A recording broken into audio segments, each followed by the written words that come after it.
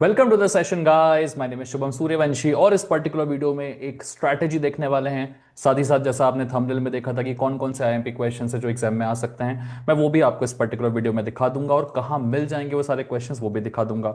FPL के exam के बाद में आपने ऑलरेडी देख लिया होगा, एप्लीकेशन में सब कुछ मिल जाता है। यूनिट 1, 2 और 3 में से एग्जैक्ट सेम क्वेश्चन आए थे हम लोगों के। यूनिट 4 में उतना अच्छा नहीं गया। ऑब्वियस ही बात है यार, पूरा 60 में से 60 का पेपर आएगा तो लोग नहीं बोलेंगे कि भाई लीक हो गया था करके।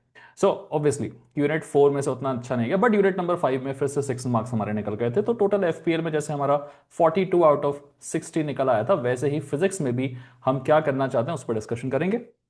कुछ अकल के अंधे शायद आएंगे कमेंट बॉक्स पे बोलने के लिए कि नहीं एफपीएल में ऐसे नहीं आया था वैसे नहीं आया था, तो मैं उनके लिए बना भी नहीं रहा हूँ, ठीक है ना। मेरी कोर ऑडियंस जानती है कि एग्जैक्ट वन शॉट की चीजें आई थी, मैं उनके लिए बना रहा हूँ, ठीक है। तो जो मेरी ऑडियंस है, जो 90% ऑफ द लोग सही तरीके से पढ़ के जाते हैं, उनके लिए चीजें आगे बढ़ते हैं, ठीक है। देखना कोई ना कोई कमेंट बॉक्स में मिलेगा तुम्हें, ठीक है। बट चलो कंटिन्यू करते हैं। So let's just start with this. देखो यार, 5 यूनिट्स हैं और पांचों यूनिट्स में हर चीज पूरी तरह से कंप्लीट करने की जरूरत नहीं है तुमको। यूनिट नंबर 1 जो है वो पूरी तरह से थोड़ा सा तुम्हें कंप्लीट करना पड़ेगा, एंड इनफैक्ट इसका वन शॉट जो है वो पूरी तरह से अवेलेबल है।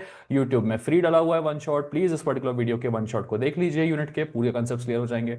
सेम चीज यूनिट नंबर 2 के बारे में बात करूं तो यूनिट 2 का भी वन शॉट ऑलरेडी डला हुआ है, आप इसको पूरे अच्छे से देख लीजिए, कंसेप्ट आपके क्लियर हो जाएंगे। दो वन शॉट वीडियो से दोनों देखने हैं। इस यूनिट नंबर 2 में जितना भी टफ वाला पार्ट था, ठीक है, जिस वाले पार्ट को करने में आपको बहुत ज्यादा टाइम जा रहा था और जो समझ में भी नहीं आ रहा था, उसमें से कितना करना है कितना नहीं करना है वो मैंने ऑलरेडी वन शॉट में डाल रखा है। तो तुम्हें यहां पर उस चीज को लेकर टाइम वेस्ट करने की जरूरत नहीं है। भरोसा करो, जितना मैंने कराया यूनिट नंबर 1 और 2 से वन शॉट में, उतना ही करके जाओ और कुछ करने की जरूरत नहीं है। सेम चीज मैं बोलूंगा, यूनिट नंबर 3 का भी मैं वन शॉट डाल चुका हूँ, यूनिट 4 का भी डाल चुका हूँ, यूनिट नंबर 5 का भी डाल चुका हूँ। यूनिट नंबर 5 में हमने सिर्फ और सिर्फ नैनो पार्टिकल्स कवर किया है, क्योंकि हम चाह रहे हैं कि मिनिमम काम करके मैक्सिमम रिजल्ट आए, ठीक है। तो नैनो पार्टिकल से मैंने जितना जितना डाला है उतना पढ़ लो। यूनिट नंबर 4 में मैंने सेमीकंडक्टर नहीं डाला है, सिर्फ और सिर्फ अल्ट्रासोनिक्स डाल रखा है। इसका मतलब ये नहीं है कि तुम्हें सेमीकंडक्टर नहीं पढ़ना है। मतलब साफ है कि अगर तुम सिर्फ अल्ट्रासोनिक्स का पार्ट भी कर लोगे तो भी तुम्हें हाफ ऑफ द मार्क्स मिल जाएंगे।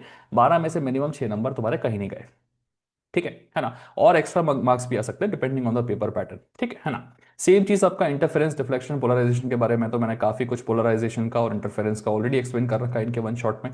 तो मुद्दा ये है, और मैं कहना भी ये चाहता हूं कि हर एक वीडियो का, हर एक यूनिट का जो जो वन शॉट मैंने डाल रखा है, सिर्फ उस वन शॉट को फॉलो करो और कुछ भी एक्स्ट्रा करने की तुम्हें जरूरत नहीं है। सिर्फ follow the one shot videos. समझ में आ गया, ठीक है। इसके बाद आ जाता है कि सर आईएमपी क्वेश्चंस कहाँ मिलेंगे, कैसे मिलेंगे। तो जैसे मैं एक एग्जांपल देता हूँ यूनिट नंबर 1 का।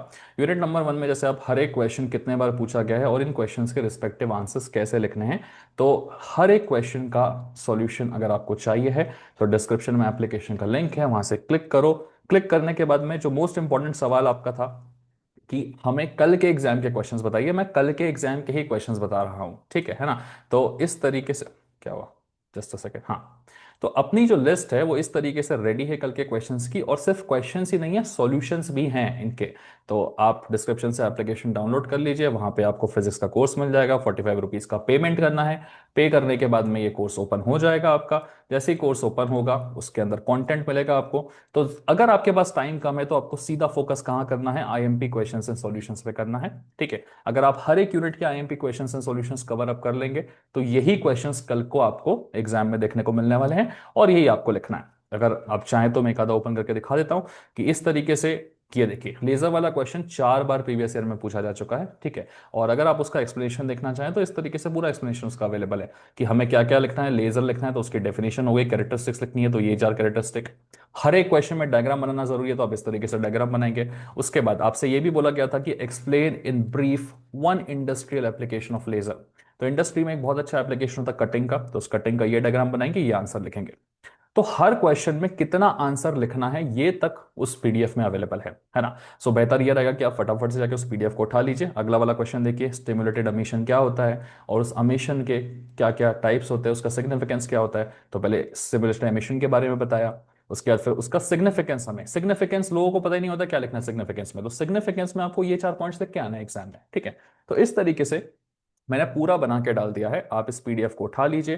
डिस्क्रिप्शन में एप्लीकेशन का लिंक है, वहां क्लिक करके आपको ये पीडीएफ मिल जाएगी। इस पीडीएफ में आप हर यूनिट के क्वेश्चंस देख पाएंगे, उनके सॉल्यूशंस देख पाएंगे, इनफैक्ट न्यूमेरिकल्स भी जो पूछे गए हैं। जैसे मैं थर्ड यूनिट की बात करूं, मालूस लॉ पे बहुत इंपॉर्टेंट न्यूमेरिकल्स पूछे जाते हैं, तो जो भी प्रीवियस ईयर में न्यूमेरिकल पूछा गया है उस न्यूमेरिकल को यहाँ पे लिखा गया है, लिखने के बाद में उसका किस तरीके से सॉल्यूशन लिखना है ये भी बताया गया है। तो सारे न्यूमेरिकल, सारे पीवाईक्यूज आपके जो हैं वो इन पीडीएफ में अवेलेबल है। क्लिक करो, डाउनलोड करो, ठीक है, और सॉरी, एप्लीकेशन को डाउनलोड करो। क्लिक करने के बाद में एप्लीकेशन में आपको मिल जाएगा आपका फिजिक्स का कोर्स, सॉरी हाँ फिजिक्स का कोर्स, ये रहा, शायद एफपीएल दिखा दिया था बीच में, फिजिक्स का कोर्स यहाँ पर है, आई डोंट नो एफपीएल दिखाया था फिजिक्स का, बट हाँ 45 रुपीज़ में मिल जाएगा ये पीडीएफ। इसमें कल के आने वाले सारे क्वेश्चंस, उनके सॉल्यूशंस, सारे आईएमपी जो हैं वो यहाँ पर मिल जाएंगे गाइस आपको, ठीक है ना।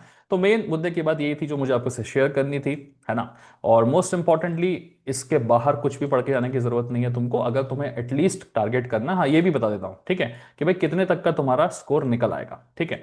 तो सिंपली बता रहा हूँ दोस्त कि जितना मैंने पीडीएफ में कंटेंट बनाया उसमें अगर 60 मार्क्स का पेपर तुम्हारा आ रहा है जो कि रेगुलर पेपर, तो मिनिमम तुम्हारा 6 6 12 6 18 18 और 24, 24 और 18 कितना होता है तुम्हारा 34 44 42 मार्क्स, मिनिमम 42 मार्क्स तुम्हारा निकलेगा निकलेगा, दैट्स अ गारंटी, ठीक है ना। उसके बाद अगर मान लो तुम 70 मार्क्स का पेपर आ रहा तो तुम्हारा उन केस में 48 आ जाएगा। 70 मार्क्स के लिए जो बैकलॉग वाले हैं उनके लिए आने वाला 70 मार्क्स का पेपर, ठीक है।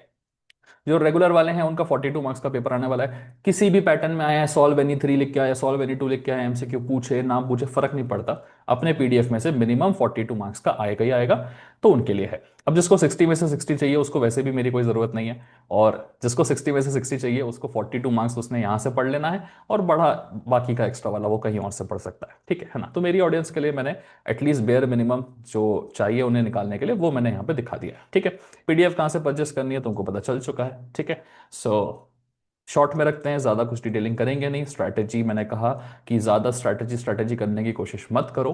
सिंपल लॉजिक है कि जितना मैंने वन शॉर्ट वीडियोस में आपको यूट्यूब पे डाल के रखा हुआ है उतना ही कंटेंट पढ़ के जाओ, ठीक है। यूनिट 1 और 2 में थोड़ा ज़्यादा मेहनत करनी पड़ेगी, बिकॉज हम मेक श्योर कर रहे हैं कि यहां से भी पूरे 12 मिले, यहां से भी पूरे 12 मिले, तो टोटल 24 अगर 1 और 2 से हमें मिल जाते हैं ना, तो बाकी की एक्स्ट्रा चीज़ें जो है वो हमारे बोनस में चल रही होती है, ठीक है ना। तो इसलिए थोड़ी सी मेहनत हमने यहाँ पे कर रखी है, बाकी जगह से आपको आराम से 6 नंबर निकलेंगे, ठीक है ना। सो दैट्स इट, ज़्यादा एक्सटेंड करके फायदा नहीं है, वही वही चीज़ें बात है। कुछ लगे तो फिर कमेंट बॉक्स में बताइएगा, और चलते हैं, मूव करो, फटाफट पढ़ाई करो, और फिर बताना। Good luck for the next exam guys, bye bye and take care.